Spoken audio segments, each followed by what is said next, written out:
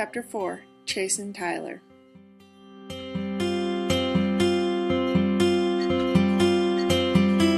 In all honesty, it was no surprise that she had to slog through the mud to get Tyler in for supper.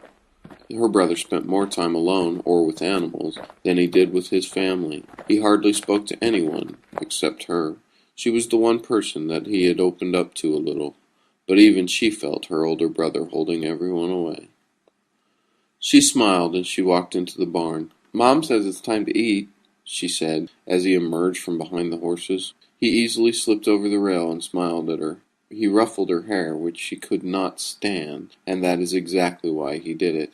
"All right, then. What are you doing out in the barn?" Tyler asked, slipping past her faster than she could turn on her heel. He was off to the house before she could even think. "Tyler, you're impossible!" She stomped after him towards the house. He looked back and gave a smile. He only smiled for her, and even then rarely. People in town thought he was strange, but she had just seen him as her big brother. She loved him, but most importantly, she did not fear him. That was part of the problem. Tyler stood 6'4" and was well framed. He was imposing, to say the very least. All through his life, he was a big person. Although he had never used his stature for violence, his sheer presence scared people. He had never fit in and had dropped school very quickly to help his mother on the ranch. But he had mostly done it to get away from people.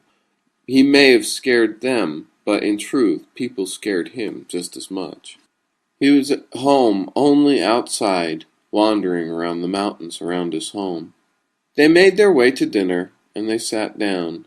Tyler ate and talked very little. At the moment the table was clean and the dishes washed, Tyler was back off to the barn, breathing a heavy sigh of relief as the door fell shut behind him.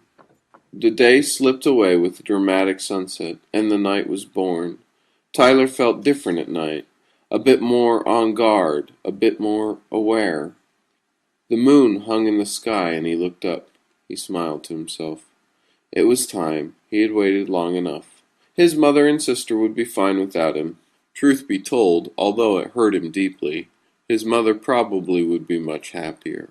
He knew he would be happy too. A few hours later, she was once again trudging through the mud in search of her brother, grumbling not a little bit under her breath. She walked across the field to the barn. She stopped for a moment and looked at the stars.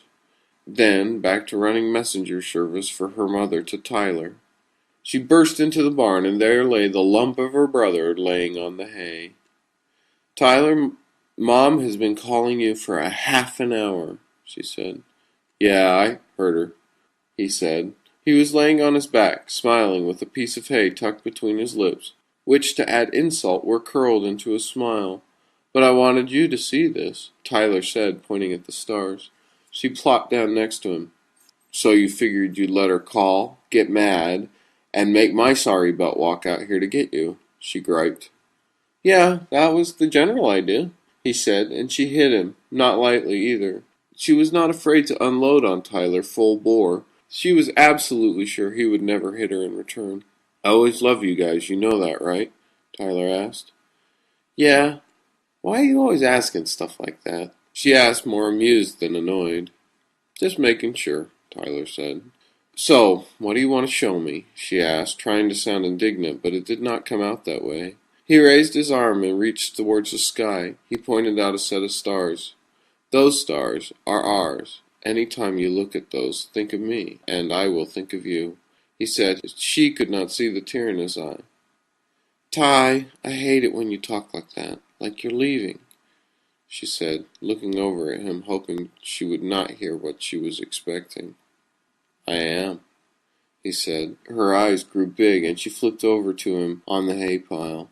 "What are you talking about?" she asked, rolling her eyes, trying to play it off as a joke, but her heart had sank. "I need to go. I don't belong here, and you know it," he replied.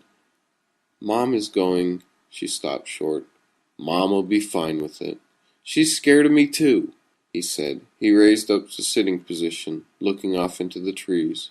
The wild called him, and tonight he would answer. "I can't do it anymore. I can't act like other people. I've always been better on my own," Tyler said to her, trying to explain. She wanted to tell him that his mother was not scared of him, but she knew he was right. He had never fit in, and she was the only one that had ever given him a chance.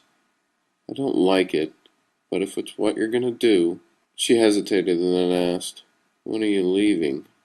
She grimaced, already knowing the answer. "Now," he said, pulling a rucksack from behind a hay pile. "I'll miss you very much," he said with a big goofy grin on his face. With his sister's endorsement, he knew he'd made the right choice. "I will visit you," she said, resolute. I don't plan on contacting anyone," Tyler said. "I will find you," she said and grabbed him in a big hug. "Take care of yourself." "Thanks for understanding," Tyler replied. "I'm the only one that ever has, right?" she said. The tears began to flow from both their eyes. He gave her one more quick hug and then started to walk off to the west.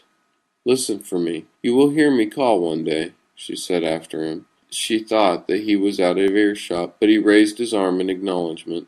She trudged through the mud and stood on the porch a few moments later, trying to get the tears under control. She smiled. She knew that her brother would be happier this way.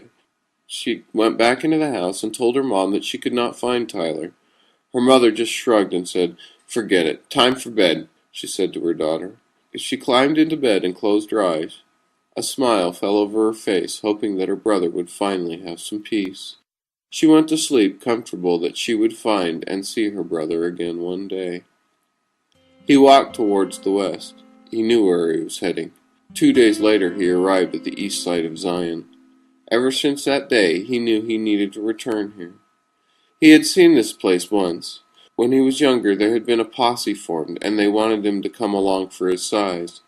The man had said it was the start of Zion, but they had caught their target a day later, and had never made it into the canyon. They said it was incredible. Although not named till later, he had seen Checkerboard Mesa. That is when the plan to go into solitude was born. He thought about it and planned it over a year, but finally the time had come. He now smiled at the idea of spending as much time as he wanted exploring the land that had so mystified him. He walked more in the evening and the morning, relaxing during the heat of the day. At night he laid out on his blanket and stared up at the stars as his body ached. 2 months ago it started. The pain was sometimes unbearable. Arriving at Checkerboard Mesa, he ran to the top of one of the rock domes. He looked out over the land. He was home. Tyler raised his arms to the sky and arched his back, letting the sun bathe him. A large smile grew on his lips. Bourdon was on a ledge, sunbathing, when he smelt something that he had not smelt in a long time. He shot into motion, launching up to the upper ledge. He burst into a full-speed run, reaching Checkerboard Mesa about 45 minutes later. He stood on another ledge looking into the mesa, and he saw a figure on one of the outer domes. He smiled. This he had not expected at all. For the first time in years, Bourdon felt hope.